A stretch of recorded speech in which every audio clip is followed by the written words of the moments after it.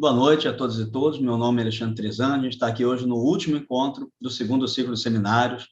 A gente passou com o professor Joelson Rodrigues, o Arthur Chagas, né, a Mércia, hoje com a professora Renata Capelli, né, completando esse quarto encontro, todas professoras e professores da especialização em Psicologia em Saúde e Psicopatologia Fenomenológica.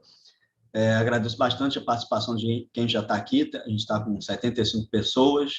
No Simpla teve bastante, né, inscrições também. Então, fiquem à vontade para pegar o link até do encontro de hoje, né, repassar para alguns amigos, todos que queiram participar, que possam entrar também. E aí, muito brevemente, lembrando a estrutura do nosso encontro, eu vou brevemente aqui receber vocês, enquanto algumas pessoas entram, mais uns 5 minutinhos. Aí entra a fala da professora Renata Capelli, nossa professora convidada. Com isso, ela fica uns 40, 50 minutos, né, trazendo ali as reflexões dela. Ao final, a gente abre para perguntas, então, tanto perguntas que podem ser feitas pelo chat ou também abrindo o microfone, tá? A gente hoje a gente tem a presença também aqui dos coordenadores do curso. A Marina Secchini já está aqui com a gente também. Marina, seja bem-vinda, já está como co-host também, a professora Renata. E ao final da apresentação da Renata, a gente, né, eu sugiro que vocês façam as perguntas, abram as câmeras, o áudio só não está aberto agora, pessoal, como eu sempre lembro, por conta da professora estar apresentando, alguém esbarra, abre sem querer, mas ao final é áudio aberto. Quem já quiser abrir a câmera agora, é sempre bom para poder interagir com a professora. E, professora, fique à vontade, pode começar. E obrigado. Olá, obrigada. Primeiro, agradecer o convite, né, de participar dessa equipe na especialização, um curso essencial para os momentos que estamos vivendo, e é sempre bom, né, nesses momentos difíceis, a gente compartilhar experiências com quem compartilha nossas ideias, e faz a gente crescer, reverberar possibilidades diferentes de atuação. Tá? Então, também obrigada pela participação de todo mundo que está aqui hoje, algumas carinhas conhecidas de bastante tempo, saudades, bom vê-los, bom conhecer pessoas novas, sejam muito bem-vindos. E vamos lá. Eu vou começar fazendo só uma breve apresentação minha, até para justificar o tema do nosso encontro hoje. Então, eu sou psicóloga, tenho mestrado e doutorado em psicologia da educação, em práticas em situação, com população em situações de vulnerabilidade, e o desenvolvimento de práticas psicoeducativas e psicossociais nos campos de interface entre educação, saúde e assistência. Então, ao longo da minha trajetória, até por esse caminho de estudo, a minha trajetória também se dá nessa interface. Então, já passei pelo campo da educação, permaneço por lá hoje na graduação e na pós, mas também já passei pelo campo da assistência e da saúde. No campo da assistência, tanto atuando junto a diferentes comunidades em alta vulnerabilidade, como também desenvolvendo práticas de acompanhamento de crianças vítimas de violência sexual. Hoje eu supervisiono equipes que trabalham com essa perspectiva de cuidado dessas crianças, as crianças e suas famílias, e também já na saúde, estive na saúde mental de alta complexidade, então já gerenciei CAPS infanto-juvenil, e atualmente estou como coordenadora de saúde mental de um município. Então, hoje, a discussão de saúde e saúde mental ampliou, né? Então, hoje eu coordeno as equipes de CAPS adulto, CAPS álcool e drogas, serviços de residência terapêutico, e as interfaces, assim, a constituição da política pública de saúde mental e as interfaces com os demais campos. Então, essa minha trajetória me traz até aqui. Ela que vai se abrindo, né, em possibilidades dessas conversas. Então, considerando a nossa proposta da especialização, de olhar para o desenvolvimento de práticas, né, assim, ter o que significa essa clínica ampliada, o que significa atuar nessa perspectiva fenomenológica existencial nesse campo da saúde, eu escolhi falar, trazer muito mais uma provocação para vocês sobre as compreensões de saúde e a constituição da rede de atenção psicossocial. Tá? Então, vamos lá. A ideia, então, desse tema, ele nasce dessa minha trajetória e pensando que quando a gente fala de rede de atenção psicossocial, ela parece algo dado, né? Assim, como já estabelecido.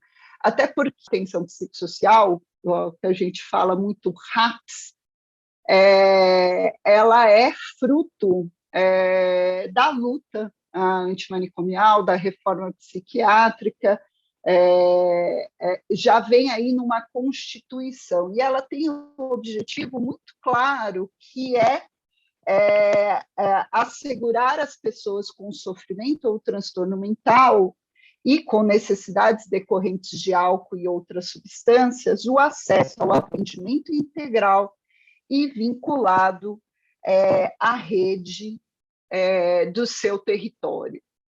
Então, a ideia da RAPS ela já nasce de uma reconfiguração, de uma reformulação dos princípios do que era possibilidade de cuidado das pessoas com transtornos. Ela nasce daí, ela tem esse objetivo, mas ao longo da nossa história, né, assim, depois, falando década de 80 para cá, ela passa por uma série de reformulações. Isso tem a ver também com os investimentos nas políticas públicas. Tá? Então, hoje, quando a gente fala de rede de atenção, a gente vai ampliar até essa ideia. A rede hoje ela não está só para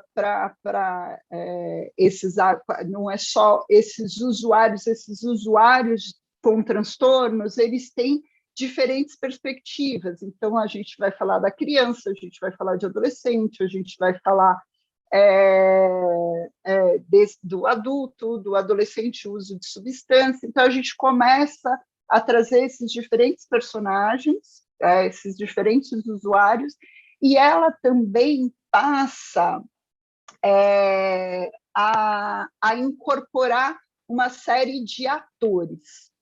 A gente tem, a princípio, como atores dessa rede, os CAPs, os Centros de Atenção Psicossocial, os serviços de residência terapêutica, a gente chama SRT, as unidades de pronto atendimento e a urgência psiquiátrica, e a atenção básica, a saúde da atenção básica, que a gente fala as unidades de saúde, aqueles postinhos. Já na assistência, a gente traz aí principalmente os equipamentos do CREAS, que é o Centro de Referência Especializada em Assistência Social, e alguns CRAS, em alguns momentos, eles participam dessa rede. Esses são nomes, né? Mas o que eu trouxe aqui para a gente provocar é pensar que o que constitui essa rede? Essa rede, para além desse objetivo, né, de assegurar o atendimento, como é que ela se dá na nossa prática e como é que ela se dá nos dias atuais. Então, para chegar nesse lugar, antes a gente vai percorrer um pouquinho sobre os sentidos de saúde. Tá? O que é a perspectiva de saúde? Quais são as possibilidades de compreensão de saúde que nós temos? E aí eu vou fazer uma volta bem, por enquanto, bem geral. Primeiro, a ideia de saúde, a gente vai lá olhar no dicionário, a gente vai no WAISO, a saúde aparece como estado de equilíbrio.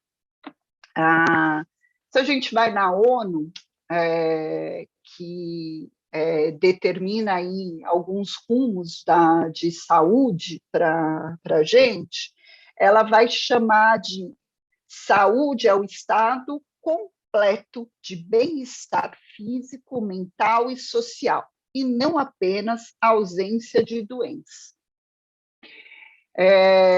Quero que gravem aí um pouquinho essa ideia, que a gente vai voltar para ela daqui a pouco. Mas, além dessas ideias, né, assim, já fechadas também, a gente tem o que é dado nas relações, no que a gente chama aí do senso comum, né? Para a maioria, para grande parte das pessoas, quando você para e pergunta o que elas entendem por saúde, elas vão dizer para a gente que saúde é a ausência da doença. Quando não há uma perturbação, quando não há uma desorganização. Então, entende-se a saúde como uma adequação, como aquilo que está dentro do normal. Então, isso aí é outro ponto importante para a gente. Então, a saúde aparece como um estado de normalidade.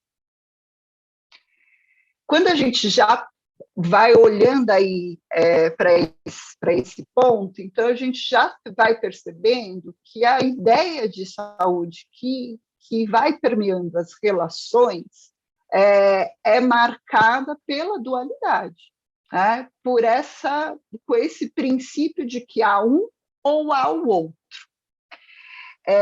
E se a gente for aproximar um pouquinho mais, né, dessa pergunta, e a gente for interrogar quem trabalha nos equipamentos da assistência, da saúde, da educação, e perguntar um pouco mais sobre isso, a gente vai descobrir mais coisas. Se a gente for lá num espaço escolar e perguntar para um professor, está com uma sala cheia de crianças, o que ele vai considerar saúde, ele vai dizer, saúde para mim é aquela, quando não há problemas. Então, na minha sala, eu sei que eu estou com crianças saudáveis se eles não me dão problema. Criança que sabe ler e escrever é a criança saudável. Tá? E quando não é o saudável, aí o saudável tem que ser tirado daquele, é cuidado fora. O não saudável não cabe naquele espaço. Se a gente for pensar, né, fazer essa interrogação também lá no campo da assistência social, a gente vai entender que saúde, eles vão chamar, saúde é o direito, é um direito da população em ter saúde. E então, o que é esse ter direito? É ter direito a atendimento. E saúde no campo da assistência? É quando ela se revela, quando aquele usuário e a sua família não dependem mais dos equipamentos da assistência, eles já encontraram a estabilidade financeira, de organização, de vínculos, e já conseguem deixar aquilo. E quando a gente fala de um adoecimento, é quando ele há necessidade ainda desse espaço, e na assistência há o entendimento também de que aquilo que está para além da garantia do que é do social, cabe ao campo da saúde se responsabilizar por isso, nessa garantia de direito. Quando a gente vai lá na saúde, nessa ideia ampla, né, que no nosso país a gente tem aí ela num sistema muito bacana, que está em risco, mas ele é extremamente necessário e precisa ser defendido, que é o SUS. E no SUS a gente parte de uma série de organizações para garantir aí esse direito constitucional ao cuidado. Então, na saúde, a gente tem uma divisão entre saúde básica, que é a atenção básica, e a atenção especializada. A atenção básica em saúde vai acontecer nas unidades de saúde, e lá o entendimento do que é saúde tem a ver com, na interrogação dos usuários, dos profissionais, principalmente dos profissionais agora. Na fala dos profissionais, saúde ali aparece como o estado integral do sujeito sem dificuldades. Se ele está sem uma questão orgânica, ele está saudável. E se há uma questão que não é de ordem orgânica, ele precisa ser encaminhado para cuidado. E se há uma situação de cuidado de ordem orgânica, cabe ali essa atenção básica se responsabilizar. Então, saúde na atenção básica em saúde também passa a ser entendido como o que está adequado, o que está dentro do que é esperado. E aí, quando a gente vai para o campo da saúde mental, o que a gente fala de saúde? Aí vira um nó, né? Porque se a gente vem passando por todas essas possibilidades de espaços de vivência dos usuários, saúde mental é entendido como ou a pessoa tem transtorno ou ela não tem nenhum problema da vida, né? Então, a saúde mental significa não ter problemas, não estar desajustado. Vejam, o tempo todo ou lá ou cá. Eu brinco que é quase a poesia da Cecília Meirelles, né? Assim, ou isto ou aquilo. E há só uma possibilidade desse existir. Nessas ideias de saúde, a gente também vai percebendo o quanto elas marcam o modo como o profissional vai se dirigir aos usuários que ele trabalha. Vejam, quando eu parto de uma ideia, quando o modo como eu compreendo a relação de saúde como um ajustamento, aquele que está em sofrimento, mas ele está desajustado da sua relação familiar, eu olho para ele como aquele que está em falta, como aquele, então, que deve.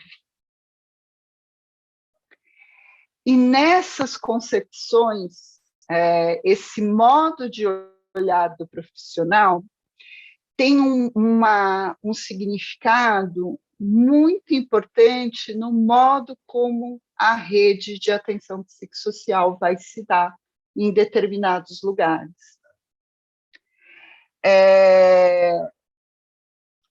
Retomando lá a ideia da rede, a gente pode olhar para ela dentro daquele objetivo que eu trouxe, do assegurar o atendimento, como algo a se garantir, de manter essa garantia, mas se eu parto desse objetivo, eu tenho que interrogar como ele acontece, como se realiza a rede. Esse é um dos nossos grandes exercícios no norteador da fenomenologia existencial. A gente está sempre na busca dessa interrogação, não só de uma buscando a definição, mas buscando como ela acontece, né? Que acontecimento é esse, uma rede? Então, que acontecimento é esse, rede psicossocial? Se eu olho para a rede, considerando esses atores que eu falei para vocês, né, quais são os equipamentos que compõem a rede? Parece prova de faculdade. Você vai colocar lá, assim, quais equipamentos compõem a rede? A gente vai dizer os CAPs, todas as modalidades de CAPs, os serviços de residência terapêutica, as unidades de pronto atendimento, os serviços de internação psiquiátrica, a assistência lá, principalmente na figura do CREAS, e aí eu posso pôr essa lista. Mas aí eu vou dizer para vocês que hoje essa lista também passou por algumas alterações. E isto vai contando para a gente como essa rede vai se constituindo, né? Que caminho ela está percorrendo, né? Que direção ela está apontando.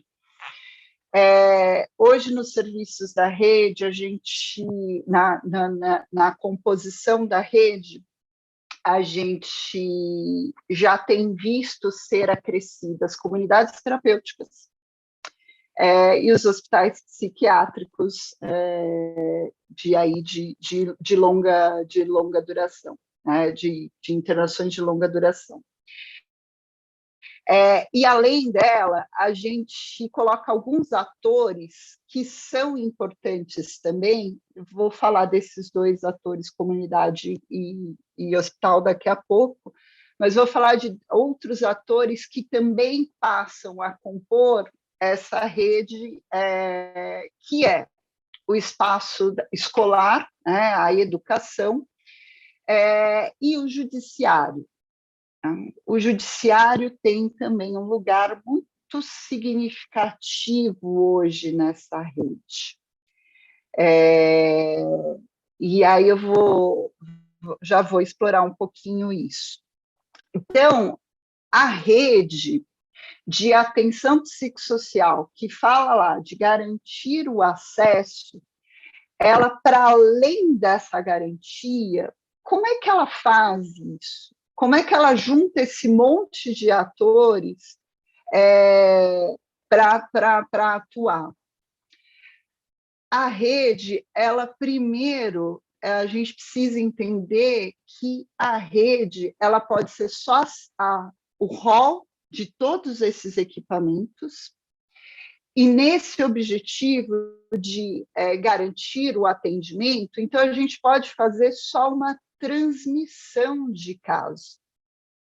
A gente pode só fazer transferência. E o que a gente vê bastante, né, assim, falo bastante porque passei por várias redes e trabalho aí interrogando e supervisionando outras tantas, a rede ela tende, nessa perspectiva de só assumir o objetivo, ela tende a não interrogar como essas diferentes compreensões de saúde definem os rumos como uma rede vai acontecer. Então, quais são as concepções de saúde de uma rede? São as concepções não só dadas pela ONU, dadas pelos grandes conceitos, mas são também as concepções dos profissionais. A rede, ela é viva. Quando eu olho só para o objetivo, a gente tem uma reunião de rede, que é uma uma seleção, uma roda de equipamentos que estão ali para dizer de quem aquele usuário tem que fazer parte. Quem é que tem que, no fundo, consertar o usuário? Quem é que tem que fazer o ajuste dele? E nessas concepções, onde vai o sofrimento, aquele usuário em sofrimento, que não está se ajustando à família, que a família já está cansada, ele traz aí uma instabilidade, uma irritabilidade, uma desorganização no espaço escolar, um uso abusivo de substâncias, a família que diz que já não sabe o que fazer nessa transmissão, nesse espaço de rede, enquanto transferência, esses usuários vão para o campo da psicologia e para o campo da psiquiatria, né? O campo da saúde mental, na busca desse conserto. Ao ponto de, chega a determinados momentos que a gente escuta de uma professora interrogando por que o médico não aumentou a dosagem da medicação da criança. Chega ao ponto da gente ter uma fala de: olha, ele não dá mais certo, coitada da família, já tá sofrendo, não tem mais jeito. E se colocar ele na comunidade terapêutica, será que não melhora? Melhora para quem? De quem que a gente está falando? Então, que objetivo é esse da rede nesse modo de compreender a saúde? Então, se a gente vai aproximando o olhar, a gente vai reconhecendo, vai conhecendo, né? Como a possibilidade de atuação é atravessada por essas concepções, por esses modos de compreender saúde. E aí a gente chega ao ponto, né, da busca da internação. Então, todo o nosso caminho de desconstrução da internação, da busca do cuidado em liberdade, cai por terra. Porque nesse atravessamento, né, no fundo, a gente ainda está buscando a eliminação do desajustado. Então, se não há o conserto do desajuste via uma medicação, tem que ser via uma fala, né, da psicologia que faça isso. Caso contrário, não tem jeito. Não é de nenhum outro lugar, né? Ninguém mais cabe nessa transferência, não cabe mais, então ele tem que ser retirado. E aí eu volto. É muito preocupante quando a gente olha para a rede com as comunidades terapêuticas fazendo parte, que é exatamente o princípio do isolamento, que é exatamente o princípio da retirada. Então, o espaço, essa composição de um modo de cuidado vai se dando na eliminação. Então, isso é retrocesso. Eu vou, só um exemplo interessante aqui, outro dia, quanto ao judiciário e esse percurso. Outro dia recebi um ofício que vinha assim: olha, você tem que dizer logo qual é o diagnóstico desse sujeito lá, era um sujeito,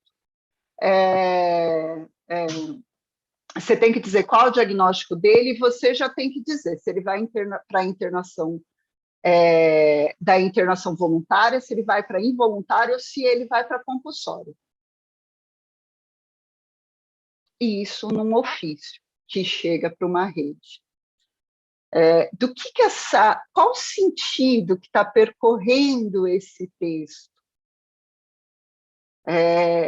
Não é do diálogo, não é do pensar junto, já é da definição de quem é que um sujeito que tem um transtorno, que está lá na classificação da CID, né, que vai ser definido por ela, ele tem 3 opções. Ou é uma, ou é outra, ou é outra. E sem até a interrogação do que significa uma internação voluntária, uma involuntária, uma compulsória, que são situações muito diversas, né? A voluntária tem um movimento do usuário na busca de uma suspensão do seu cotidiano para se reorganizar num espaço mais isolado, mas com vias a retorno. A involuntária já há uma forçação para que ele vá considerando aí as possibilidades. E a compulsória significa tirar qualquer possibilidade de direito, né? É uma determinação externa, né, no seu modo de cuidado. Uma rede que interroga sobre qual é a medicação que o psiquiatra está dando, quantas sessões o psicólogo está fazendo com o usuário, que interroga, será que não é melhor internar? É uma rede marcada por uma concepção de saúde do isto ou aquilo. E uma concepção de saúde que diz que há um jeito de existir que não cabe junto aos outros. Há um jeito que tem que estar do lado de fora, que tem que estar no isolamento. E que também considera a própria família como insuficiente. Olha que interessante, quando a gente fala das RAPs, das reuniões das RAPs, a maioria delas, em diferentes lugares, não acontecem com participações de usuários, nem de familiares. Ela acontece com a participação dos profissionais, dos técnicos, da assistência, da educação, do judiciário, da saúde, mas são aqueles que vão dizer do outro.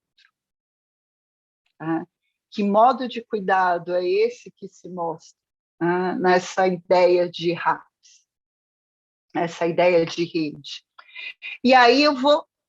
não é só a RAPs.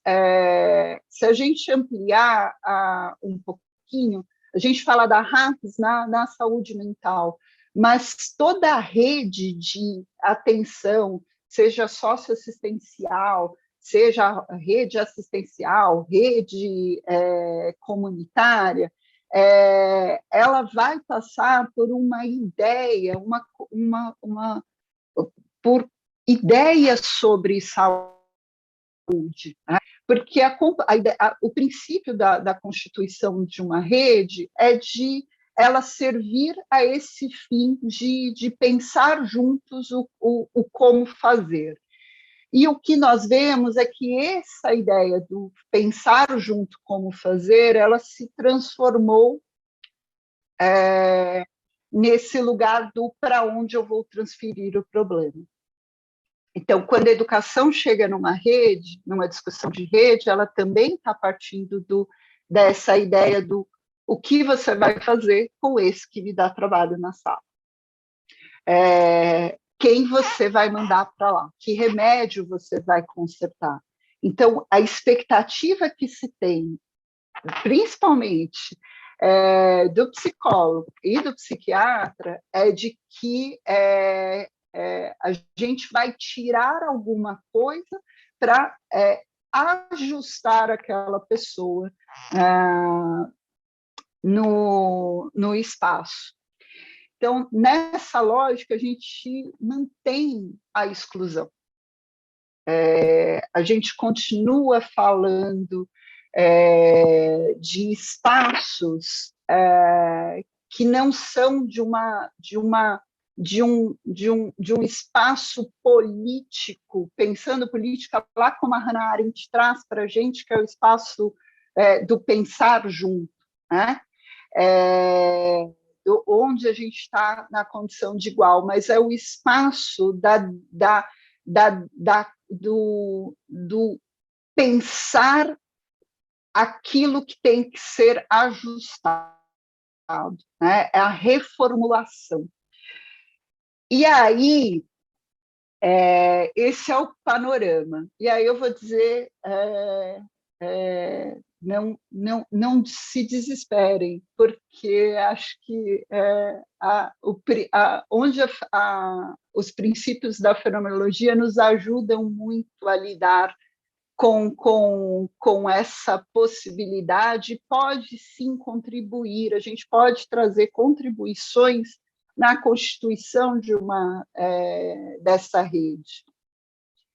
A gente pode, né, a fenomenologia, quando ela conta, né, os autores lá da fenomenologia, quando eles trazem para a gente a interrogação, como interrogar aquilo que se mostra, a gente pode sim interrogar o caráter de devir da rede. Do que eu falo aqui? A rede, ela não é essa seleção de equipamentos e profissionais. A rede não é o nó já dado, né? Se a gente fizer a imagem da rede, a rede não é o nó estabelecido. A rede é o buraco a ser costurado. A rede, ela é maleável, ela é provisória, ela é mutável.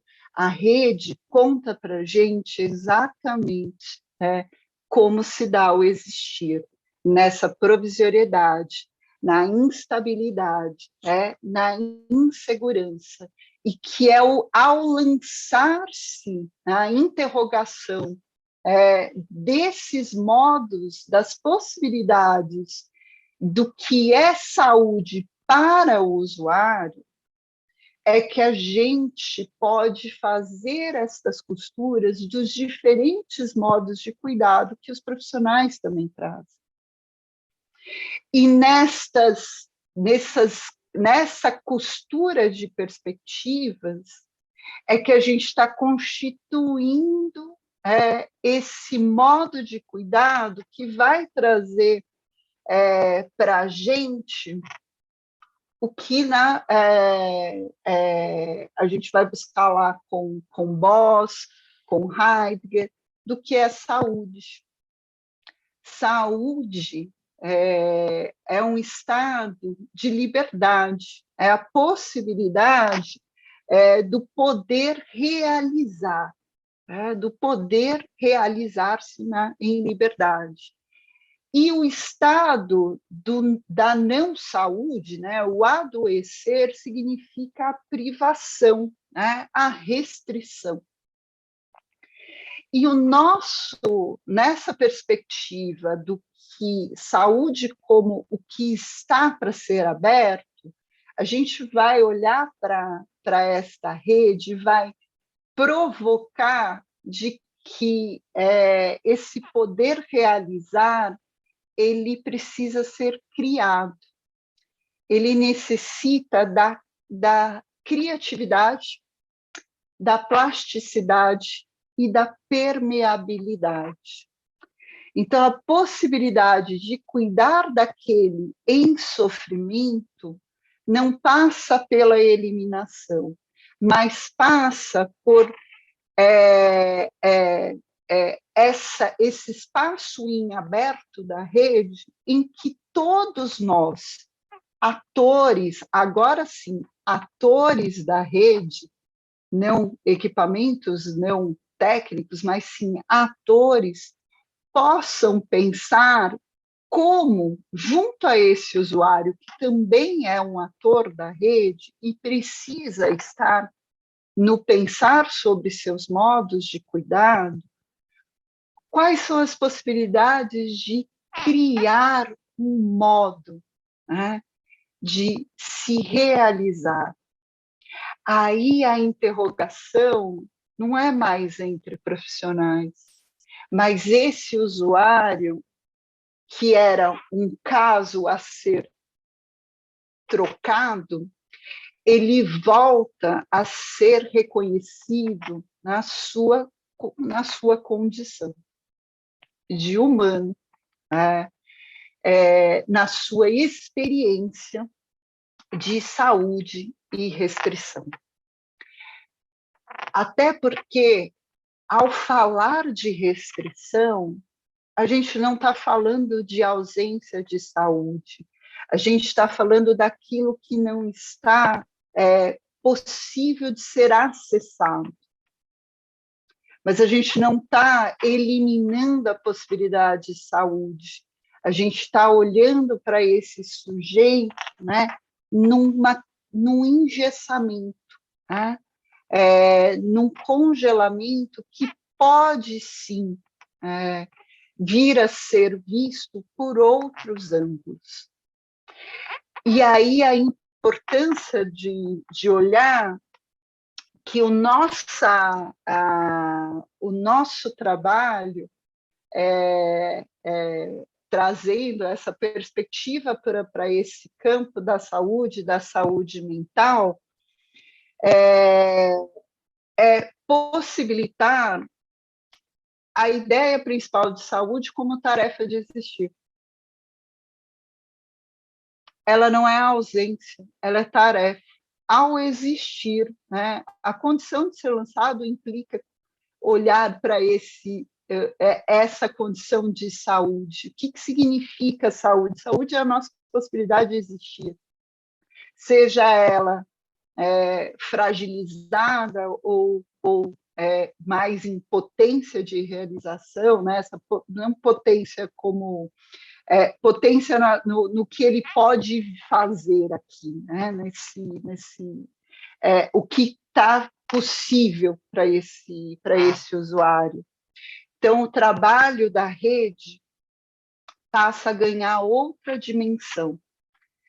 Não, então, no dizer do que falta, do que está certo, do que está errado, mas na interrogação do como ela se dá e do como esses atores, de que perspectivas eles estão chegando para olhar para esses usuários.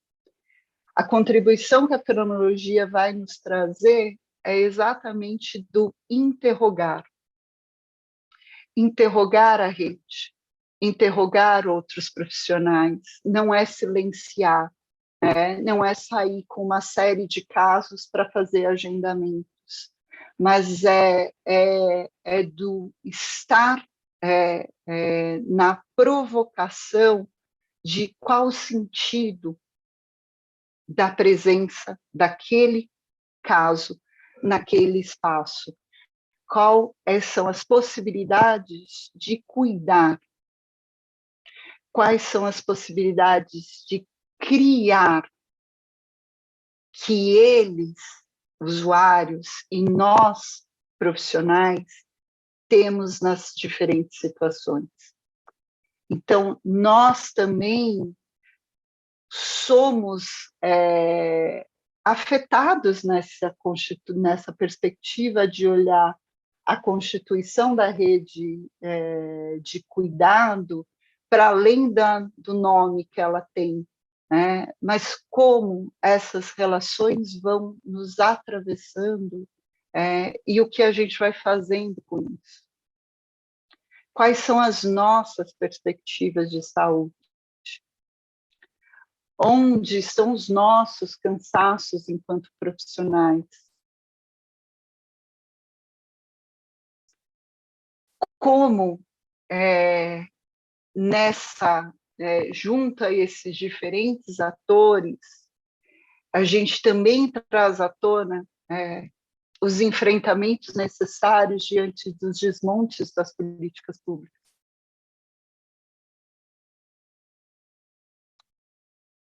Na rede, a gente não pode só falar dos casos.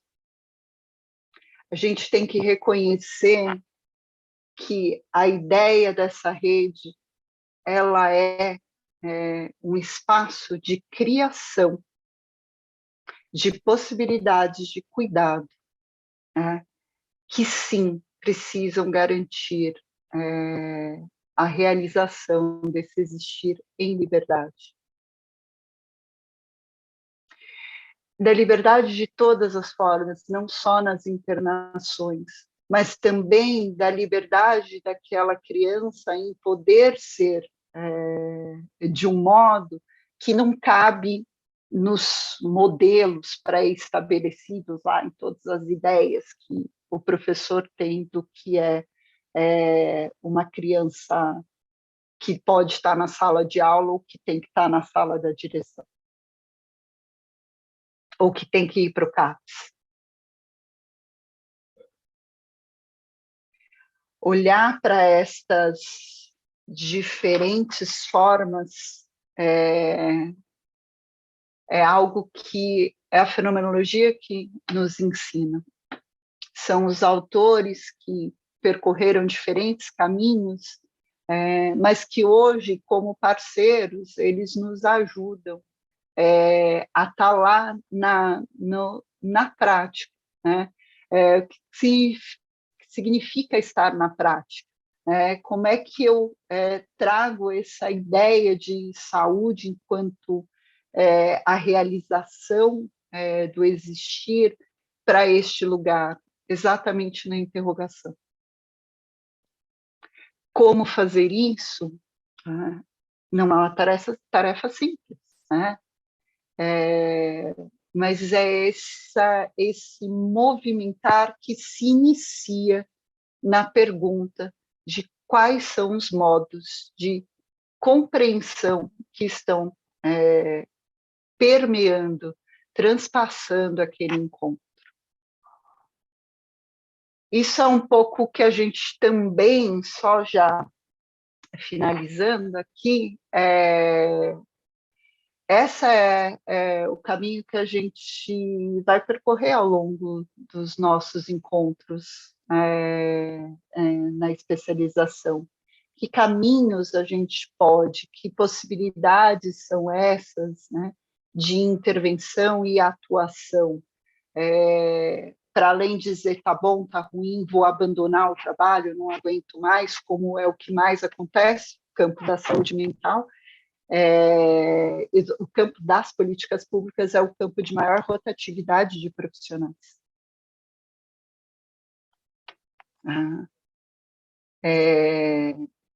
Não é à toa. Há uma rotatividade quando a gente não está mais conseguindo realizar esse estado de saúde. E aí a gente começa a explodir para outros lugares. Mas o quanto a gente pode, sim, possibilitar que essa rede seja, sim, espaço de cuidado. Então, rede de atenção psicossocial é rede de cuidado, de criar, de plasticidade, de elasticidade e de permeabilidade. O quanto nós precisamos também ser permeados por outros modos de existir que parecem não se conter. Ok? Essa é a provocação, na verdade, muito mais uma provocação, a gente pode ficar aqui falando. Quero agora ouvir vocês, o que vocês têm, como é que esse tema chega aí em vocês. Isso é um pouquinho do que eu venho pensando e trabalhando.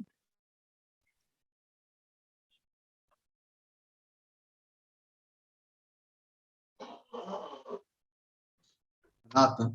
Oi, Marina, pode falar, fica à vontade.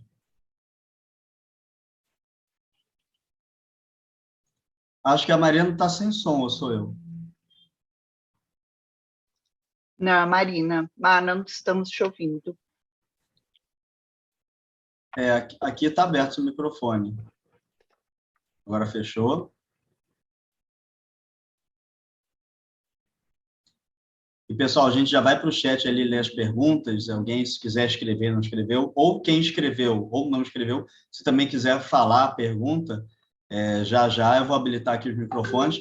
Mas, Marina, você vai tentar entrar ou deixa eu ver, alguma coisa aí que... Tá. Vou conduzindo aqui, então, que ela está com probleminha ali, e qualquer coisa, né, assim que resolver, pode colocar. Então, professor Renato, muito obrigado pela fala. Como você falou, ela é provocadora, ao mesmo tempo ela é muito intensa, né? Tem muita coisa aí que desdobra, que desdobra. Eu também venho, né, pelo CRPJ, sempre dialogando com a questão da reforma psiquiátrica. Atualmente, uma questão crítica para a gente é o sucateamento, né, de todos os dispositivos, serviços, as políticas, e você está em meio a esse furacão aí, trazendo para a gente essa possibilidade de reflexões. Mas eu não quero nem me delongar, porque tem bastante coisa no chat. Hoje o pessoal escreveu bastante coisa aqui. Então, prefiro dar até uma... Depois eu comento, sobrando tempo. A Miriam falou da questão das comunidades terapêuticas, né, que para ela fazem parte do RAPS, né, comunidade terapêutica, não historicamente, né, mas como ela tem sido, de alguns anos para cá, de poucas décadas para cá, um lugar muito complicado mesmo, né. Eu já participei de inspeções de comunidades terapêuticas aqui no Rio, e a gente vê um atravessamento de uma certa perspectiva religiosa ali em meio àquele espaço e proibindo qualquer outro tipo de expressão, e como se por si só uma linha específica feita ao modo que também não possa até prejudicar ainda mais aquele ambiente, né, o processo de cuidado que está se realizando ali. Para além de outras questões que, obviamente, envolvem financiamento público, né, um tema muito longo. Mas aí aqui, na verdade, a Miriam só comentou, não era uma pergunta. Eu não sei, Miriam, se você quer fazer uma pergunta. E, pessoal, quem quiser falar, eu sugiro até levantar a mão do Reações ali, que eu vou ler algumas perguntas aqui e já abro os microfones, tá? Se quiser levantar a mãozinha, a gente vai por ali depois. A Lenívia agradeceu aqui, que aula importante, obrigado pelo momento. A Liliane, trabalho com saúde pública, acontece dessa forma, a comunicação entre a rede, né, como você estava descrevendo. O Célio aqui agradecendo também. A Lidiane, trabalhei na rede de assistência social em articulação com a saúde. Infelizmente, ainda acontece dessa forma, com pouca participação do sujeito e com ideias higienistas, movendo as ações dos profissionais e da comunidade. Professora, aqui foi um comentário da Lidiane. Você quer comentar alguma coisa? A gente vai procurando ali as perguntas. Acho que a gente pode ir mais um pouquinho, aí a gente faz um apanhado, né? Tá. Aí a Sara comentou também, isso é muito real no trabalho de redução de danos com usuários de substâncias. Muitas vezes a rede não tem um sentido de construção junto com o usuário, e sim do tem que isso ou aquilo. Não há horizontalidade no cuidado. É uma relação impositiva, hierárquica, né? A Beatriz, não ver a pessoa com a doença ou com a falta de saúde, mas para além disso. Eu acho, o pessoal foi comentando conforme sua fala ali, eu vi que você também observava. Aqui já tem uma pergunta do Lucas Franco. Professora, queria saber a sua opinião sobre o contexto político e a influência que ele tem nessa volta de uma visão de encarceramento daquilo que a comunidade não consegue lidar. Como você percebe isso? Eu vou parar aqui um pouquinho e a gente já retoma. Bom, acho que a pergunta vem, a gente já consegue fazer desde lá não concordo com a comunidade terapêutica até aqui. Bom, sim, comunidade terapêutica, eu acho que nem vou ficar na questão do tem que existir ou não tem que existir. Eu acho que é de novo, né? Como ela pode existir, qual é a possibilidade de cuidado que ela pode vir a desenvolver. Hoje, como elas são configuradas, eu acho um grande risco, porque elas são configuradas na ideia de que quando o sujeito está fora do seu mundo, né, desse mundo cotidiano, é a única possibilidade de cuidado. E o que a gente vê na prática a acontecer é que, assim, esse usuário que foi para uma comunidade, terminou o tempo da comunidade, ele já está tão esgarçado nas relações que ele volta para a biqueira, ele volta para os lugares onde ele se sentia cuidado. É o modo dele se reconhecer ali, né, de ser aceito. E aí a gente percebe que ela, muitas vezes, nessa ideia de que eu, ao retirar, eu estou resolvendo, me preocupa muito, porque também tira desse usuário a possibilidade de pensar sobre como ele quer ser cuidado, quais são essas possibilidades dele, né? E tira dele a tarefa de existir, porque a gente é que vai determinando. Então, não é nem de sim ou não, mas como é complexo pensar comunidades. Linhas religiosas, acho difícil, né? Porque por mais, às vezes a gente escuta, né? Assim, não, mas é nessa perspectiva religiosa, mas se ele tiver outra, não tem problema. Mas fica cantando uma música o tempo inteiro, a mesma música. Aí você fala, é livre até que ponto, né? A gente está deixando ele na escolha, mas num áudio que se espalha. Então, tem muitas nuances aí na condição do privar o outro de si.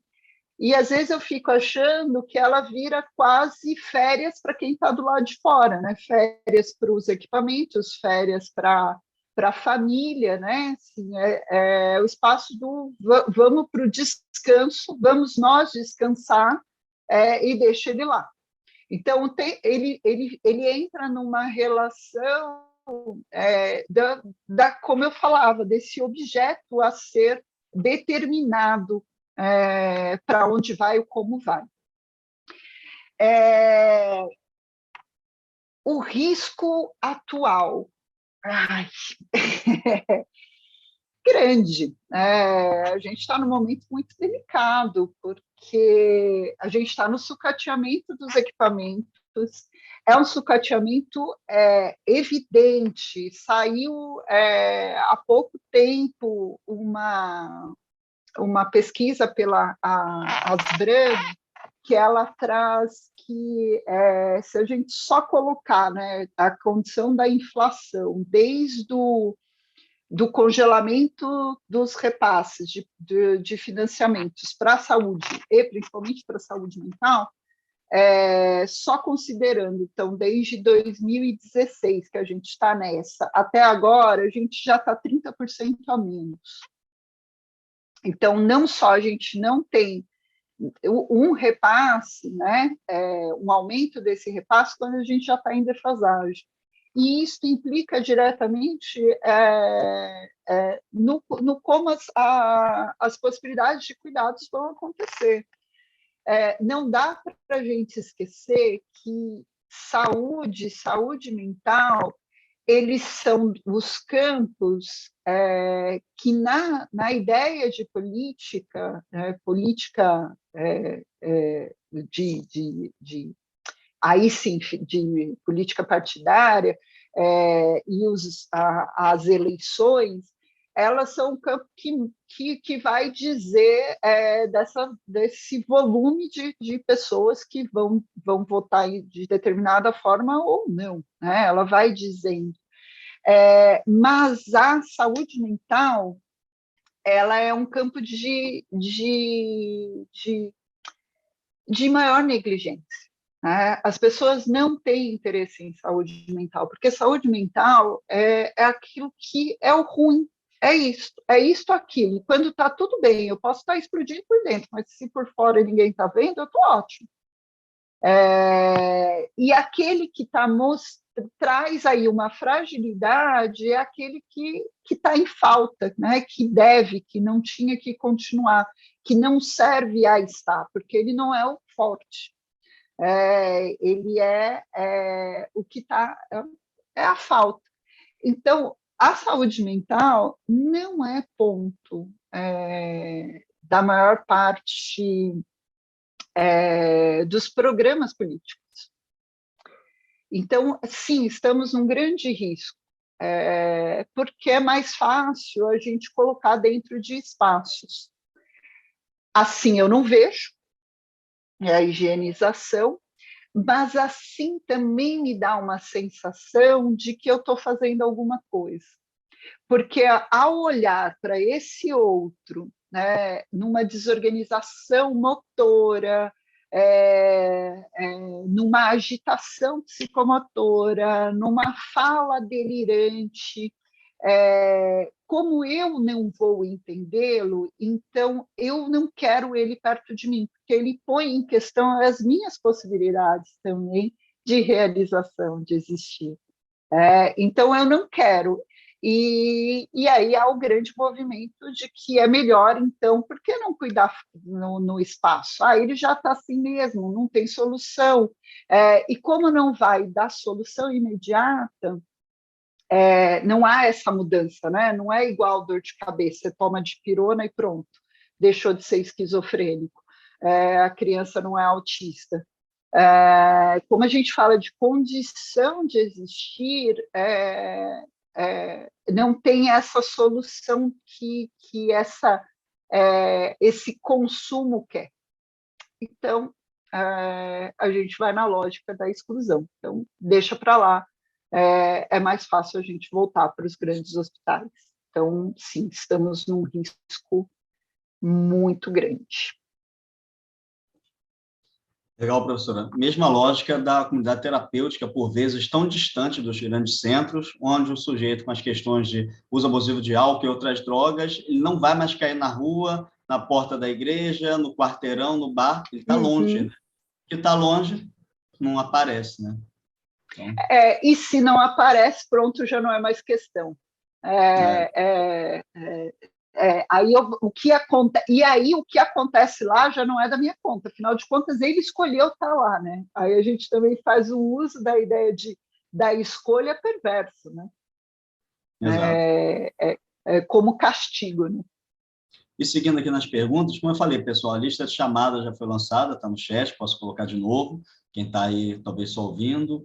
E quem quiser falar, pode levantar a mão, que logo eu vou né, abrir a fala aqui para quem quiser perguntar, comentar, ou quem escreveu a pergunta e quiser falar também. Mas seguindo aqui ainda no chat, tem uma questão da Andréia, trazendo e problematizando uma situação que apareceu na TV recentemente, é um comentário de 8.4.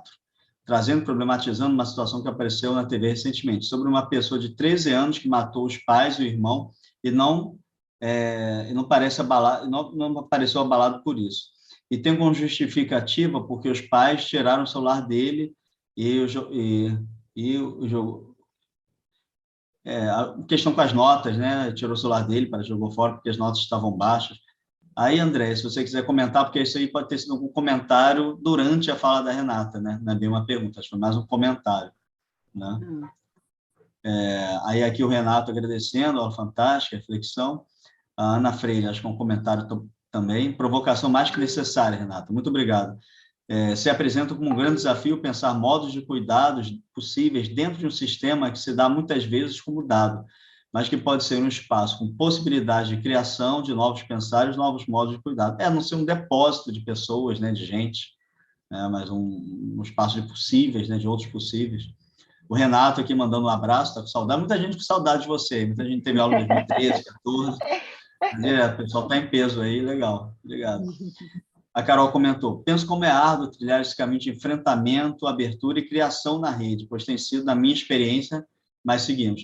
E tem muita gente também que trabalha nas redes aqui, né? O pessoal está comentando como está refletindo a experiência delas e deles. Então, pessoal, quem quiser comentar da própria experiência, fica à vontade. Aqui no Espaço de Troca, a gente faz pelo menos aí até 9 horas, tá? Então, pensem que é só comentário aqui, não.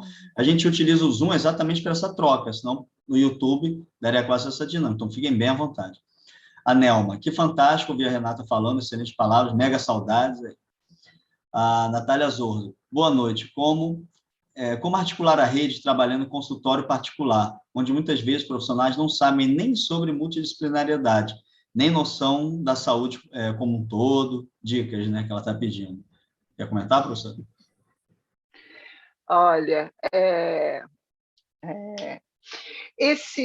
Só sobre esse caso, eu não vi ainda, então, se eu não lembro quem falou, mas quiser falar um pouquinho, aí a gente pode conversar, mas que eu não vi.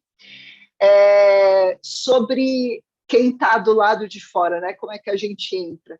Eu acho que é um exercício muito bacana quem está no espaço do privado, né, seja da saúde privada, né, lá nos consultórios, passar a interrogar o que tem no seu território. E por que é bacana? E aí eu vou dizer as possibilidades que a gente tem de acessar. Não só para esse, que muitas vezes aquele paciente que está lá no consultório, ele não vai necessitar da rede, mas o modo como ele se relaciona no território de vida tem a ver com essas redes que estão estabelecidas também. Como é que as relações vão se dando? Como é que é no espaço escolar? O que a escola entende?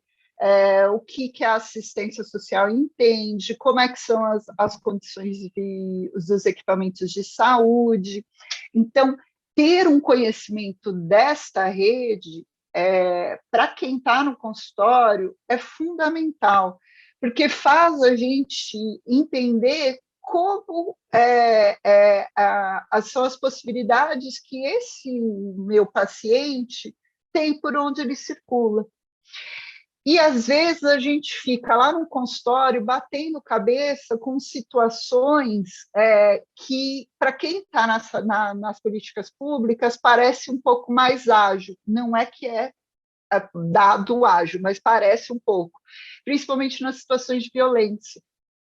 Todas as situações de violência, quando a gente está no espaço do consultório, que está mais sozinho, a gente fica um pouco perdido do como eu vou fazer uma denúncia de violência, para onde eu vou, como é que eu vou cuidar, o que é isso.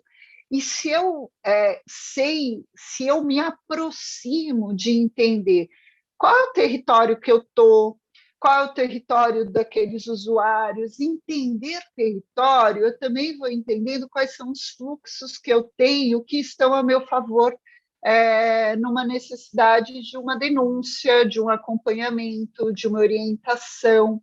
Então, o nosso trabalho lá no consultório, ele fica muito potente quando a gente tem outras perspectivas, quando a gente pode ter outros olhares que seriam como outros parceiros do pensar. A gente não tem na política pública a presença dos profissionais do consultório lá na discussão. Não sei quem já está nos equipamentos, mas seria muito interessante, né? Nessa composição de olhares, não na troca de casos, mas sim no compartilhamento de pensares, de experiências sobre modos de cuidar. Então, a rede é um espaço aberto, né? As redes são... elas têm que ser, elas vão caminhando para esse enrijecimento, mas elas devem ser espaços abertos. A proposição é que elas sejam divulgadas, as reuniões sejam divulgadas, que tenham pessoas diferentes, pode ser até comerciantes, né, outras pessoas do território, porque isso é fundamental para se pensar. Por que a gente não vai mandar o menino que está lá na praça para uma comunidade? Mas na lógica do comerciante, do outro profissional, de quem está fora, eu tenho que mandar porque eu tenho que limpar a praça. Então, à medida que eles participam desses espaços, né, que a rede se coloca como possibilidade de cuidar, ela também vai agregando outras pessoas, vai trazendo o que é a comunidade. E para o profissional lá do consultório, é uma potência. né? Então, caminhos para isso, vai primeiro conhecer o território. Qual é o território? E busque pelo equipamento, normalmente os equipamentos que organizam as reuniões de rede são os equipamentos, os CAPs, e na assistência fica na mão dos CRAS e dos CREAS, esta organização, mas vale muito a pena participar. Legal. Obrigado, Renato. Seguindo ali no chat, né? Lembrando que está sempre aberto aí para vocês conversarem, quem quiser falar, tá, pessoal? Só levantar a mãozinha ali, eu já abro logo o microfone aqui. A Letícia Alves comentou, né, Renato? Eu queria saber o que você pensa sobre um possível caminho para mudar a lógica do isolamento na vida cotidiana, meia aula. Algo bem amplo aí, mas fica aí no ar para ver que você pode contribuir. O Lucas fez mais uma pergunta aqui, e também queria saber sua percepção sobre a importância dos movimentos sociais frente ao desmonte que o SUS vem sofrendo, mais especificamente sobre a rede de atenção psicossocial.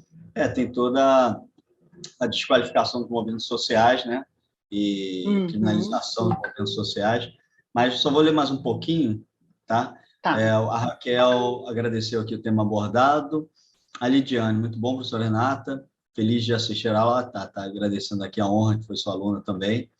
A Andréia, aí eu vou parar essa perguntinha então, e como poderíamos gerar um discurso de acolhimento, compreensão e problematização de uma situação que choca, mas que também nos toca enquanto profissionais de saúde? Aí aqui eu não sei o ponto exato que a Andréia quis perguntar isso, se ela quiser lembrar a gente, ou se a Renata conseguiu captar aí. Tá ok, Renata? Quer que eu releia alguma coisa aqui? Ou tá? Vamos só na primeira que você trouxe, que eu me perdi. Tem uma questão da Renata falando do isolamento da vida cotidiana, depois o Lucas sobre movimento social, e depois a Andréia sobre podemos gerar um discurso de acolhimento, compreensão, né, dada a situação que nos choca enquanto profissionais de saúde. Eu acho que como é que a gente pode ocupar esse espaço, né, de provocação do modo de cuidado? Eu vou para uma fala que meus alunos já ouviram bastante, na postura dialógica. Não na postura de determinar também como o outro tem que saber, porque, afinal de contas, eu quero dizer um modo de cuidado, eu vou lá e determino para o outro, que é fácil a gente só mudar as posturas, né? Mas continuar num determinismo. O lugar do diálogo, ele é o lugar da interrogação, ele não é o lugar do pronto, né? Não é a fala, mas é a composição do ouvir e do dizer. Então, a nossa intervenção está exatamente no interrogue qual modo que está vindo desse outro, né? Como é que você pensou isso? Que caminho você tem feito? O que está vindo para você? Como é que você percebe isso? Né? Quais são já as dificuldades? Porque o profissional também chega na rede, não é à toa que ele chega daquele jeito, é no sucateamento. Né? Ele já está cansado, ele está irritado, ele já não aguenta mais, ele tem que mostrar número e ele não tem parceiro de trabalho. Ele não tem outro profissional ali do lado, ele está muitas vezes solitário. E aí ele vai chegar no toma aí, resolve. Se eu pego isso, né, para dizer, olha, ele não está fazendo, eu entro no mesmo lugar. Então, a postura do diálogo, do como é que ele está chegando aqui, e ok, ouvir. Então, o que mais dá para fazer disso? O que a gente pode fazer disso? Como? E trazer conhecimento. De que lugar que eu conto? Quando a gente fala de saúde mental, a perspectiva fenomenológica, o outro não sabe do que eu estou falando. Então, conte conte do que eu estou falando, né? Eu conto como eu estou pensando, qual é o meu percurso, né? Como é que eu estou vindo. Essa é a possibilidade que a gente tem de se ir no espaço vazio da rede. Tá? Não onde já está pronto, mas exatamente aonde há o porvir. Tá? E a gente caminha nesse vazio na interrogação. Né? E aí, o que a gente vai fazer com isso? Mandasse, mas o que você espera da medicação? Vamos pensar, o que você acha que é isso? Que perspectiva você traz? Traz o psiquiatra para dentro, né, do espaço, vamos conversar, não hierarquizar também, trazer para a horizontalidade entre os profissionais. Tá? Há um entendimento, né, de que quem está na saúde mental, ele tem um saber, né, do outro que ele vai definir. Sai desse lugar, né? Vamos colocar nesse outro, mas apresenta como o usuário está aparecendo para você. E isso convida o outro profissional a trazer como é que ele está, como é que o usuário aparece para ele. E aí é daí que a gente constrói. Tá? Não sei se eu respondi. Acredito que sim, muito bom. E tem a pergunta do Lucas sobre movimentos sociais, né? E a Andrea, que tem outra pergunta, ela levantou a mão também. Então, você pode responder o Lucas, aí eu abro o microfone da Andrea, que foi a pergunta que ela fez, e aí em seguida você entra. Pode ser? Sim. Olha, é triste ver o caminho dos movimentos sociais, como eles também têm sido utilizados, né? Ora a gente dá voz, ora não dá voz, de acordo com aquilo que eu quero que apareça ou não enquanto política. Eu não chamo de política pública isso, porque eu acho que política pública é o que a gente faz lá na atuação. Eu chamo isso dessa política que é de poucos, né? Porque ela não é aberta à troca, ao diálogo, ela não está no enfrentamento. Né? Os movimentos sociais, eles são fundamentais para qualquer possibilidade de manutenção desses espaços de rede, exatamente porque eles levam para as comunidades a perspectiva de um outro modo de cuidado. Eles já partem de um olhar, né, que traz os sujeitos junto a eles, né? Essa é a ideia do movimento, né? Do estar junto, não na simples oposição, mas é uma oposição que eles fazem em favor da manutenção do existir. Então, a diminuição da participação deles sim, um projeto de desmonte. A gente, e mesmo assim, nesse projeto, a gente tem conquistas muito importantes. A gente vai ter a Conferência Nacional de Saúde Mental esse ano por conta dos movimentos. A gente está há 10 anos sem conferência de saúde mental e ela só vai existir porque os movimentos, mesmo em meio a esse caos, eles se mantiveram nessa luta pela existência.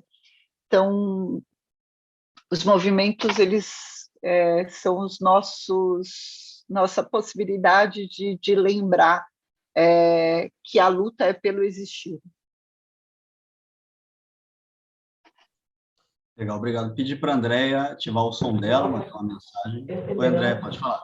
Oi, é só para explicar. A situação da criança que eu coloquei é continuação do outro comentário. É porque na hora eu fui dar espaço e acabei dando enter, que eu estou no telefone. Então, foi uma situação que ocorreu e ela acabou respondendo sim, mesmo sem conectar uma coisa a outra. Mas, assim, o que eu queria deixar mais claro é que, às vezes, acontece algo, como aconteceu, né? Foi uma criança, 13 anos, ele matou os pais, e, assim, quando foi investigar ou interrogar ele não demonstrou afeto. E aí, os profissionais, né, e sociedade como um todo já começa a julgar e meio que já jogar um CID, né, que aí é psicopata, ele devia levar pena de morte, enfim. Então, começa toda uma coisa, a patologização, porque ele não agiu de forma que a gente esperava. E aí, lógico que para mim, assim, me chocou, mas também me interrogou enquanto ser humano e profissional de saúde.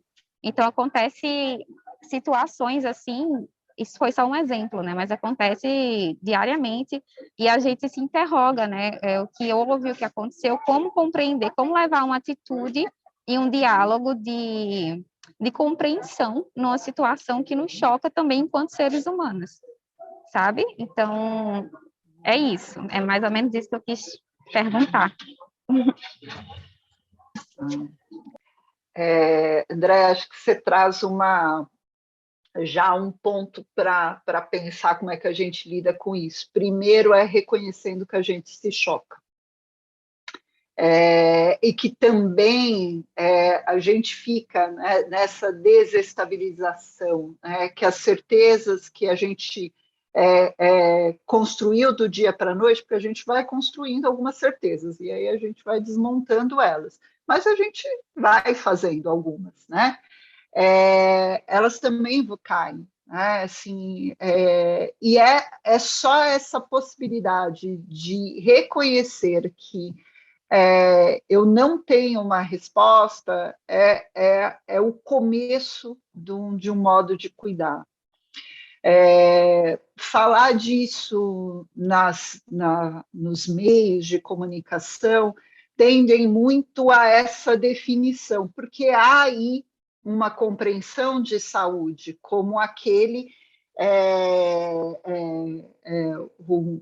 uma imagem de uma criança que não passa, que não é afetado pela vida, né? Que não tem nada, que nada na história dele o afetou e de repente ele brotou com uma arma na mão. Esse é o modo da gente olhar para o adolescente, como a gente perde de vista a historicidade e vai dizendo só ele a partir de um evento.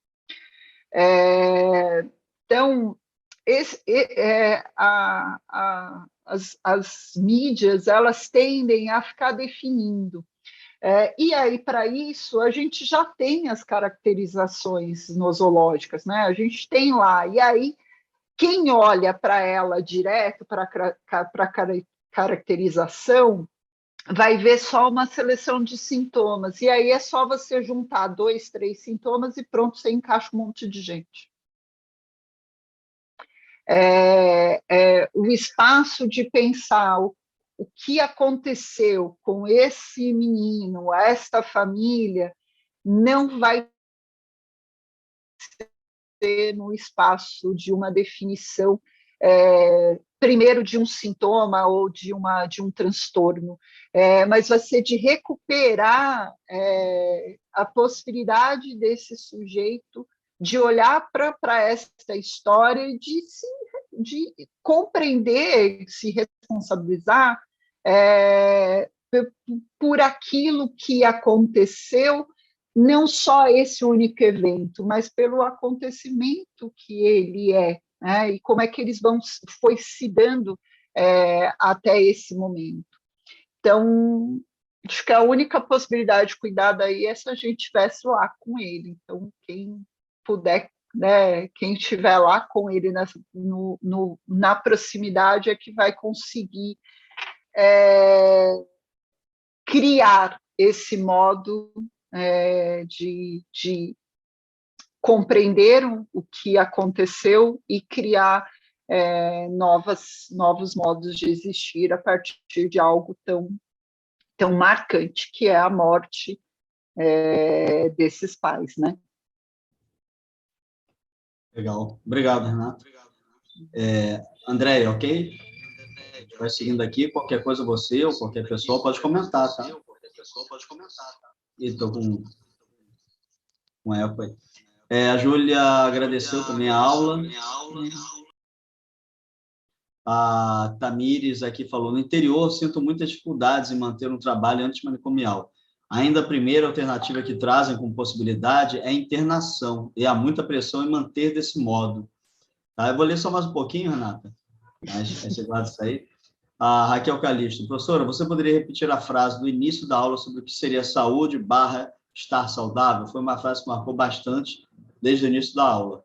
Né? Vamos ver a memória da Renata, aí está boa. A Jane agradeceu. Então, vai lá que tem outra pergunta da Jane aqui, que é bem grande. Aí fica com essas primeiras. Quando fala, né, da dificuldade, né, assim, de pensar outros modos de cuidado e que a internação aparece primeiro, até porque a internação ela é um caminho fácil, a princípio, mas ela é muito mais trabalhosa. E essa é uma possibilidade da gente levar nas discussões da RAPS. A internação ela é uma solução imediata, pode parecer fácil e ótima no imediato, mas a possibilidade de uma internação já parte da ideia, pelo menos ainda partimos, né, ainda bem, dela ser provisória. Então, as internações não podem passar hoje de 3, 4 meses, aí o tempo que elas são, até às vezes menos, algumas um pouquinho mais, mas ela tem um princípio ainda de que ela tem que terminar. E aí eu sempre vou na provocação de que a gente quer tirar da frente, só que ele vai voltar. E quando ele volta, né, com os vínculos que já estavam fragilizados, ele vai voltar com o vínculo rompido. Então, se a gente, no fundo, não quer ficar aqui discutindo essa situação, esse usuário, por horas e horas e horas, a gente tem que pensar antes dele ir para a internação. E que para a internação, e mesmo na condição da internação, porque às vezes ela faz sim necessária, é importante, principalmente quando a pessoa está numa situação de risco, ela dá um suporte importante. Mas não deixar o que eu falei daquelas férias. Não pode ser férias, porque cabe a esta rede continuar o trabalho junto à família e aos profissionais para recebê-lo. Então, como a gente vai receber? O que vai ser feito? Eu trabalho muito isso, principalmente com as famílias, quando querem internação de adolescente por conta de uso de substância. Aí ele fala para mim, não, mas se ele sair, ele vai parar de usar. Eu falei, e se ele voltar, ele volta para onde? Não é para o mesmo lugar? Ele não sabe onde está o traficante? Ou, né, a internação não apaga a experiência do sujeito. Ela traz muitos prejuízos, mas ela não apaga. E ele vai exatamente para onde era o bem-estar. Então, as possibilidades que a gente tem de pensar essa discussão da internação é lembrar que ele volta. Então, antes dele ir e voltar e a gente ter mais dificuldade, o que é possível hoje? E se ele vai para uma internação, se for mesmo necessário, né, como eu disse, às vezes o que a gente vai fazer para preparar esse retorno? O que mais dá para fazer?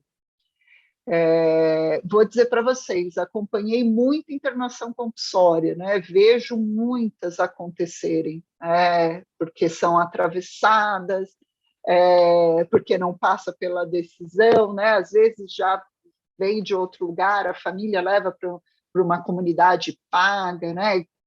Pede ajuda, né? Se endivida para aquilo, e quando ele volta, ele volta para o mesmo lugar, e a família fala, ele voltou. Então, não é esta a ideia. A gente precisa pensar sempre em conjunto, né? A possibilidade não está na retirada dele, mas é de trazer ele também para pensar a sua situação. E essa família também ser acompanhada no seu cansaço, na sua exaustão, diante do vivido, mas do como ela pode pensar outras formas de acolhê-lo nesse retorno. Quando a gente olha para a internação como nessa brevidade, a possibilidade do retorno, a gente começa a abrir esta percepção com os outros profissionais, né, da rede.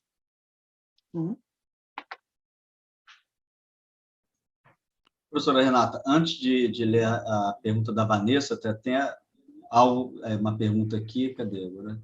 De uma colega que eu acho que estava muito próximo do que você respondeu agora, a Renata Santos. Eu já volto para a pergunta da Vanessa. Que eu, de algum modo, acho que você já passou por aí, 8h22 ali. Como oferecer cuidado para os familiares de um usuário da rede que acreditam na retirada do sujeito como cuidado? Né? Acho que você já dialogou um pouco, mas quer complementar? Acho que complementando, trazê-los para o mesmo movimento que a gente tem com os outros profissionais, né? Não eles também naqueles que faltam, que não dá mais jeito, mas como né, a experiência de cuidar desse usuário, como é para eles serem famílias desses, né? Muitas vezes, quando você faz esse movimento em direção a... Não vamos falar daquele, né, do fulano, da Maria, do Antônio, mas e aí, como é que você está? Né? Como é que a gente... Como é essa experiência de viver com ele? É ali que a gente consegue criar esse espaço para que essa permeabilidade, tanto do cansaço, mas da compreensão do que é possível nesse modo de existir desse usuário junto a eles, né? E isso não é fácil, acho que não é algo de uma única vez, são vários encontros de vários profissionais, e aí a rede é importante, porque quando a família também se sente amparada por todos os equipamentos, né, numa fala comum, ela consegue se sentir com suporte para enfrentar a situação e repensar essa internação. Agora, quando a gente está desconfigurado na rede, né, só na troca, a família também não sente apoio, e aí ela vai fazer a internação por conta própria. Ok, tem uma pergunta da Vanessa aqui, que eu até falei com ela. Na verdade, ela disse que é mais um desabafo, mas eu vou ler, e se ela quiser comentar, eu vou deixar a possibilidade de qualquer pessoa abrir o microfone, tá? A gente ainda está com mais de 100 pessoas, 101 agora, né? Mas a gente manteve a média de 150, obrigado a todo mundo que ficou. E, pessoal, acho que em 10 minutinhos a gente está encerrando. Quem puder ficar, a gente está nas últimas perguntas aqui. A Vanessa Salles falou, eu trabalho em um UBS, minha cidade é muito pequena, falta comunicação na rede e é um trabalho muito individualizado. Na unidade, o que chega para mim resolve. Um caso, por exemplo, que o indivíduo acabou de sair da internação, já voltou a fazer uso de álcool e outras drogas, mas não vê isso como um problema. Dessa maneira, o paciente não adere ao CAPS, nem ao que é oferecido na unidade, e a família insiste em internar novamente. A maioria dos profissionais preferem ameaçar esse paciente para que o mesmo compareça às atividades. Em alguns momentos ele vai, mas é como se não estivesse ali. E depois os profissionais olham com um olhar, você não está dando conta, não enxergando essa liberdade que o paciente tem de querer ou não aderir a isso. E aí os próprios profissionais, assistente social, enfermeiros, acabam optando pela internação, sem nem comunicar com a equipe. Como profissional, isso é desestimulante e vejo que a minha fala, por pensar no outro, é desvalorizada, é nadar contra a maré. Obrigado, Vanessa, pelo seu desabafo aí, pela situação que você está passando, né? A professora quer comentar? Ai, Vanessa, compreendo isso é um atravessamento desse modo da rede, o atravessamento se tá todo mundo nesse limite, que aí vamos eliminar problema. É que nem jogar a sujeira debaixo do tapete, tirar as coisas de cima da mesa e colocar embaixo dela para eu não ver que está lá. Mas ele continua sendo um usuário do equipamento, e ele volta. Eu sempre vou no caminho do traz para perto, Vanessa, eu sei que deve estar bem cansativa aí para você isso, mas vai na interrogação do como eles também estão, né? Como é que eles estão mostrando esse cansaço? Muitas vezes os profissionais mostram um cansaço exatamente nessas ações que a gente pode até, para uma outra conversa, um outro tempo, pensar das ações violentas também, né? Quando eu já defino que é melhor ele ir, porque afinal de contas não vai ter jeito, e aí eu fico na barganha, nas ameaças, como uma tentativa de cuidado. Então, se aproxima deles, né, mesmo no seu cansaço, mas interroga como é que eles estão, né? Como é que esse usuário aparece para eles. Isso pode trazer para você essa abertura aí para o diálogo, porque o diálogo é convite, né? Mas ele também é insistência, né? Não é algo rápido, e muitas vezes a gente nada, mas pelo menos a gente está nadando. Acho que a gente está contra a corrente, a favor da corrente, horas, mas a gente está lá. Essa é a nossa possibilidade, é o estar. Né? Obrigado. A Júlia aqui foi mais um comentário, dizendo que está muito grato pelas aulas, agradecendo aqui a mim, a professora. Ela diz, pensar os sentidos de saúde como um estado de liberdade e a possibilidade de existir. E o papel da rede nesta construção é fundamental para a nossa realidade presente, né, atual. Aí a Júlia comentou, nós precisamos ser premiados por outros modos de existir, né? O pessoal agradecendo. Aí eu não sei o nome, mas Moto G30, né? Moto G30 perguntou. E quando um usuário de álcool está trazendo prejuízo para si e sua família, eu mesmo não tenho ciência que necessita de ajuda. Como trabalhamos essa demanda na clínica? Né? Se ele vai até a clínica. Tá, ela é Rebeca.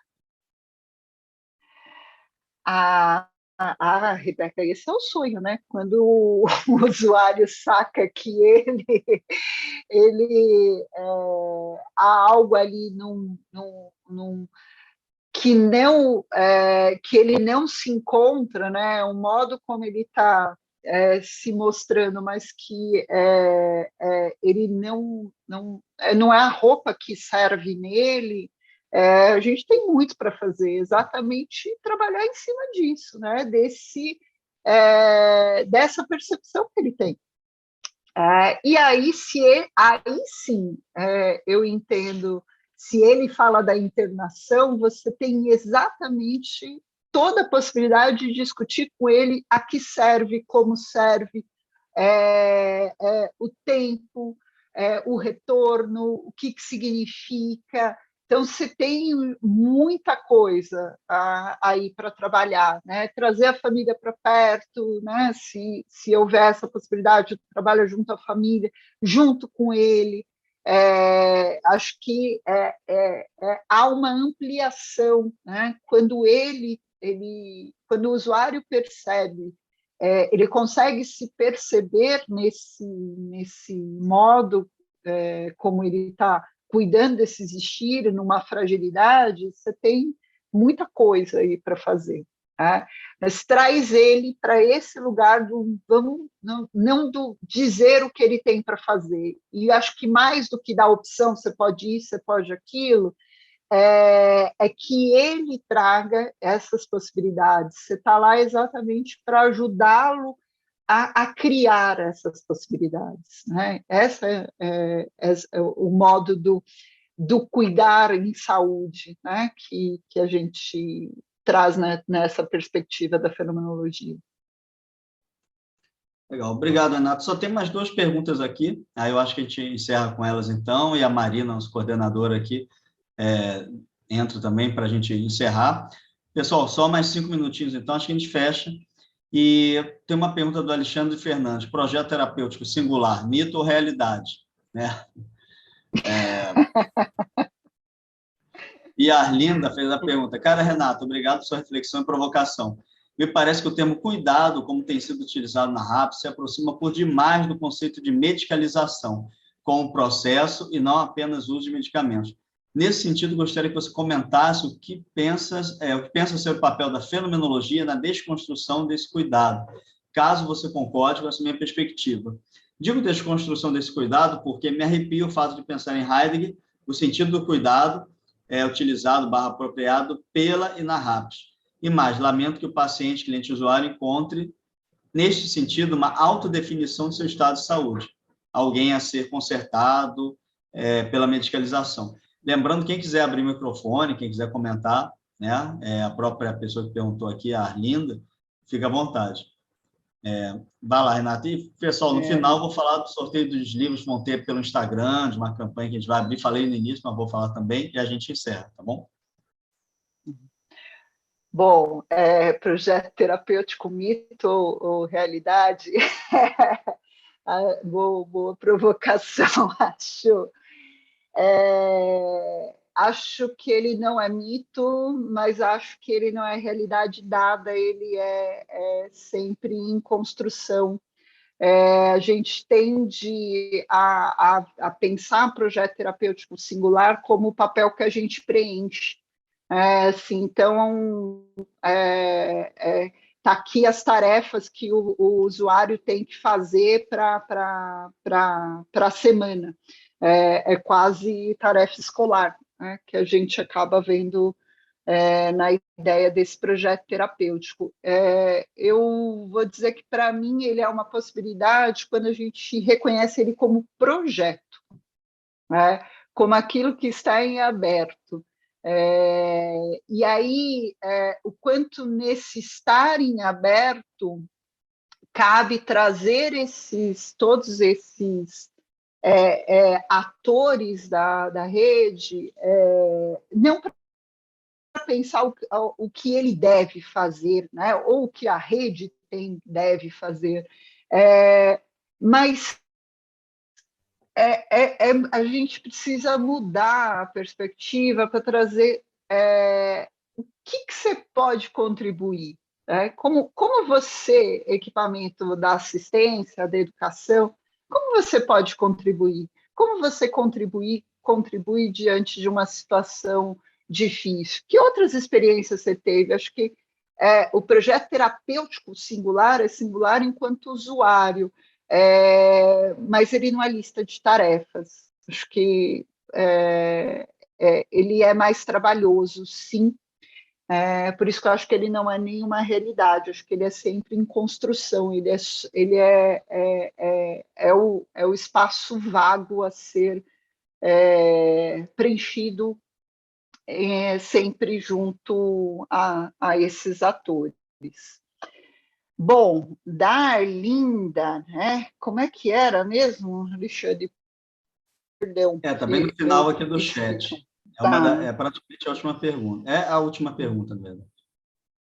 Tá. Falando do tempo cuidado. Sobre a medicalização, né? É, a medicalização é fácil, né? Assim, a gente não pode esquecer como ela dá uma sensação de solução, porque ela tira o imediato, né? E na busca do tirar aquilo que incomoda, né? Assim, ela faz muito sentido. Então, não é à toa que, assim, eu compreendo que a gente está caminhando para uma saúde, para uma educação, para uma assistência medicalizante. Me preocupa, eu vou para muitas reuniões e eu tenho que... as perguntas que me chegam mas qual é o diagnóstico? Mas o psiquiatra já mudou a medicação? Me assusta, assim, nem sei, porque, né, a ordem da medicação nem é da minha conta, né? Tá ali no outro profissional, não sei lidar com isso. Então, ela aparece porque a gente está na era do Drops.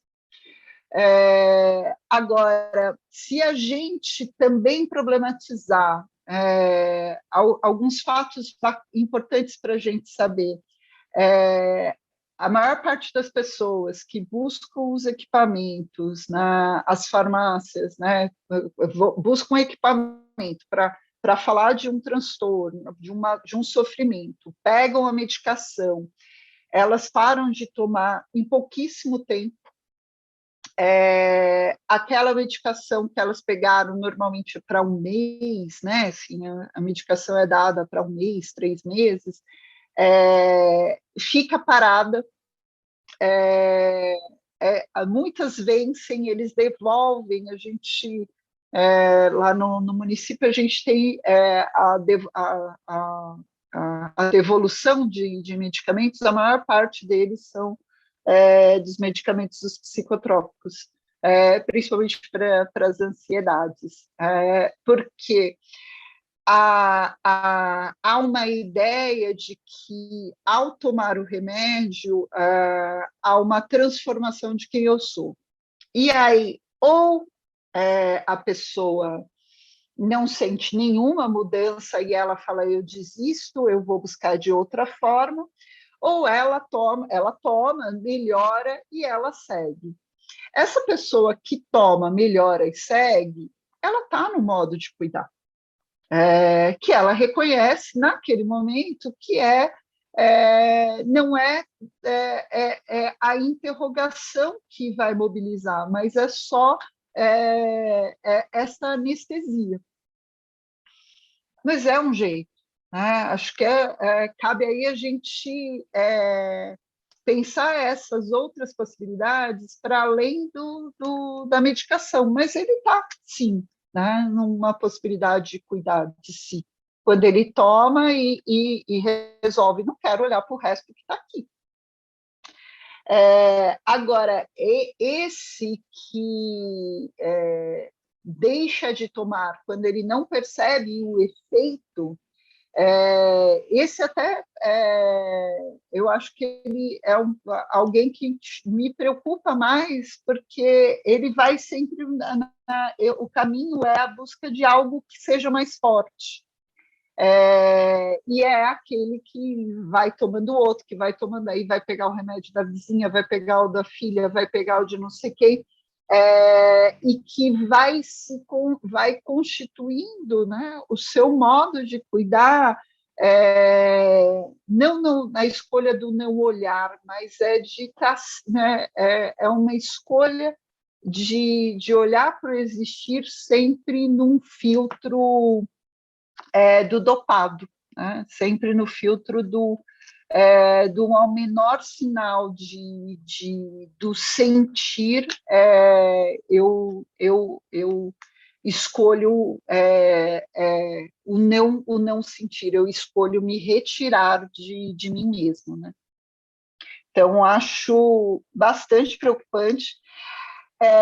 acho que as possibilidades de cuidado que às vezes eu escuto, né, quando até às vezes trazem Heidegger, né, para mim é um muito Heidegger assim, é uma escolha pela escolha, né, como se a escolha fosse algo simples, né, assim, então olhar para o sujeito sem querer olhar, né? Que a gente só usa o conceito, e para isso servem conceitos, né? Exatamente para a gente não se colocar na história, né? A gente está sempre 10 passos para trás. Então, há sempre riscos, e a nossa possibilidade, isto que os autores na fenomenologia vão trazer para a gente, do caminho da interrogação, do caminho do sentir, né? Se reconhecer naquele encontro, não a 10 metros de distância, mas ali. E também explicitar como é que as irritações que os diferentes casos nos trazem. Senão a gente também vai medicalizar, vai culpabilizar, vai ser... Nomes é fácil dar. Sempre lembre disso. É muito mais fácil dar nome, é muito mais fácil dar nome e sobrenome para remédio do que a gente no não saber, né? Na possibilidade da criação. Então, nosso caminho é árduo, da criação, né? E a gente está sempre por perto, né? Ao redor. Respondi? Obrigado, professora. Acredito muito que sim. A interação hoje no chat foi enorme, né? Acho que o pessoal ficou mobilizado pela discussão, por pensar a saúde mental, as possibilidades de compreensão entre saúde e doença. Então, agradeço muito, muito a sua fala de hoje, como você conseguiu responder as perguntas, tantas, com tanto cuidado, tanta profundidade também. E como você disse no final da apresentação, né? São acenos para discussões, né, que não se esgotam nunca em 2 horas, muito menos por uma pergunta e resposta, mas que já dá um aceno para a possibilidade de reflexão que pode ser, com certeza, desdobrado ao longo de uma especialização, ao longo de encontros semanais, com a supervisão, com os professores. E queria passar a fala agora para a professora Marina, que é nossa coordenadora do curso, está aqui com a gente o tempo todo. Deixa eu falar, Marina. Alexandre, está me escutando? Sim. Legal, agora sim. Oi, Renata, boa noite, obrigada pelo carinho de sempre, pela fala, Alexandre, pela condução. Acho que tem uma coisa muito importante para a gente colocar quando vai para a questão heideggeriana, principalmente pelo pensamento de Leder-Voss sobre adoecimento, saúde e adoecimento, que não cabe mais essa polaridade imediata e puxando a sardinha para o que a gente vai falar muito na especialização, que o entendimento de saúde já não pode ser o mesmo. Até então, a saúde, a gente podia buscar conhecimento pela ciência dada absoluta, né? Então, eu tenho conhecimento e aquele conhecimento me diz o que a pessoa está passando.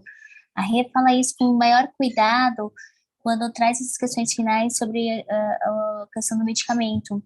Quase que como saber um quadro clínico em saúde mental e imediatamente ter um correspondente medicamentoso, isso desse conta da situação da pessoa, e não. O momento da pandemia mostra para a gente muito que ter uma classificação de patologia por sintomatologia é pouco, porque de repente todo mundo tinha toque, de repente todo mundo estava ansioso, de repente todo mundo era depressivo, se você olhasse imediatamente só para a sintomatologia. A Renata fala sobre a questão da gente temporalizar o que está se passando e dar voz para as pessoas que estão ali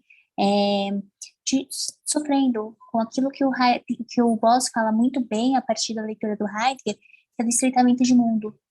o quanto restrito cada vez mais a gente se encontra nesse momento da nossa vida e de que maneira isso reflete nas práticas dos profissionais de saúde de forma geral e principalmente para as pessoas que estão sendo atendidas. Então, o trabalho é justamente esse.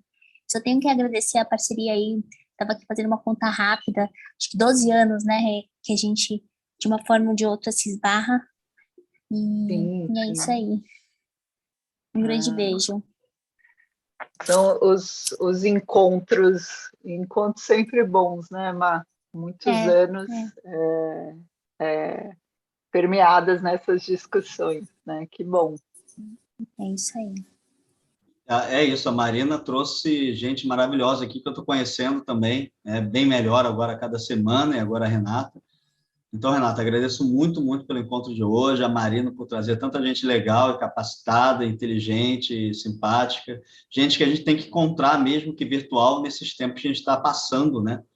Que bom poder estar com vocês e pensar que esse curso é constituído com profissionais, né, tão interessantes e tão inseridos no seu campo de trabalho, uma prática cuidadosa, ético-política.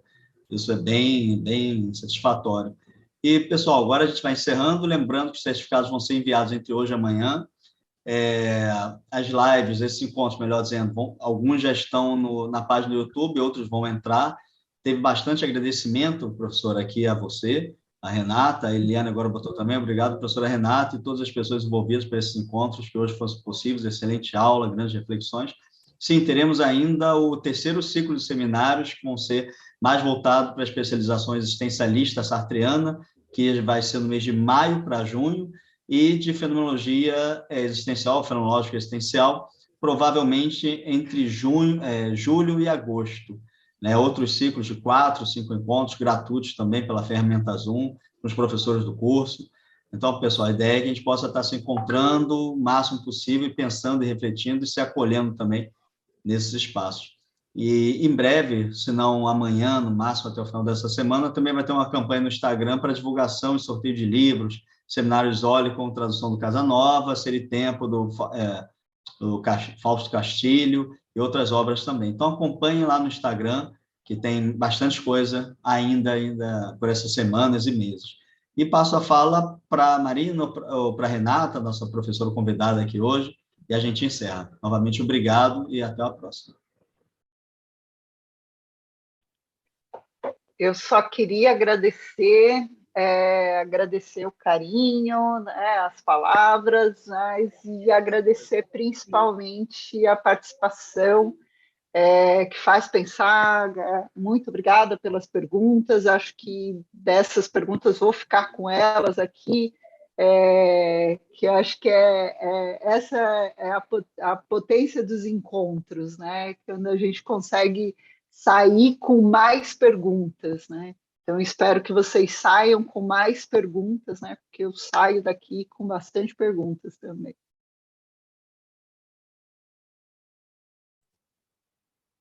Eu só tenho a agradecer. Muito obrigada a todos pela participação. Professora Renata, mais conhecida como Rê, pelo carinho de sempre. Alexandre, pela parceria.